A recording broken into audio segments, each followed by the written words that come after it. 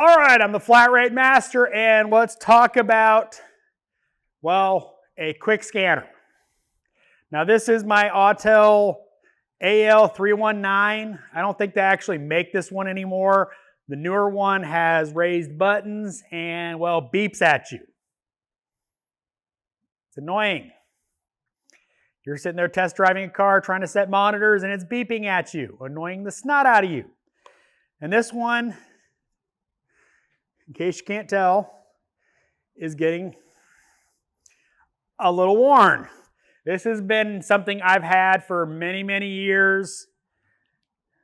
Yeah, I can tape that up, but it's dying. You know, I don't want to say bad things about it because it's been great. So I started looking for a replacement. Now the replacement I landed on is this KingBolen YA-200. Let's talk about my use case for this kind of scan tool.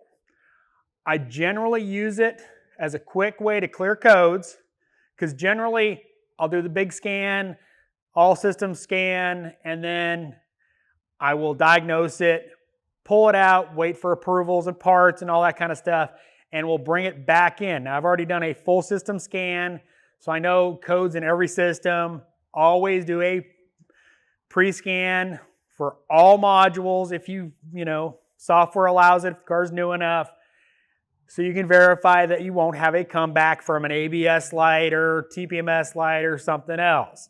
Just a little heads up. After repair, if I don't need something like this, I will plug in one of these little scanners, plug it in, do a code clear if I need to, if I haven't already cleared codes. If I'm doing fuel trim testing, I'll pull up data and look at fuel trims and go drive it. If I'm only worried about it passing emissions, I can hit the IM button and drive it and clear codes. Now, a nice feature about this, it will actually give you the VIN number. Some people, that's kind of really important for, quick scan. You gotta, the service writers don't do VIN, so you gotta write VIN down. Kind of nice feature for doing a quick code scan. Now here, everything's computerized, VINs are put in, we don't have to worry about any of that kind of stuff. So your mileage will vary on that, but it is a nice feature to have. But you get to, get into data. You can look at, fuel trims, you can look at O2 sensors, you can look at all your OBD2 data and, test drive based on that. You can diagnose cars with these kind of scan tools. I have many times. You go to look at a vehicle in the parking lot, you don't want to bring the big boy, so you go do a scan on it. Oh, it's a lean code. Oh, look at fuel trims. Oh, it's an idle leak. It's a vacuum leak. Pop the hood. Oh, that's broke. Boom, done. Give me my hour.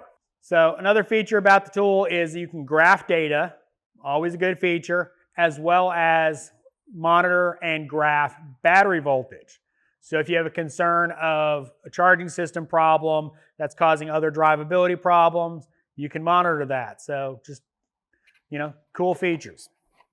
It's really convenient to have this kind of scan tool because you just plug it in, you quickly get the information you need, and you can just go drive it, watch for monitors to set.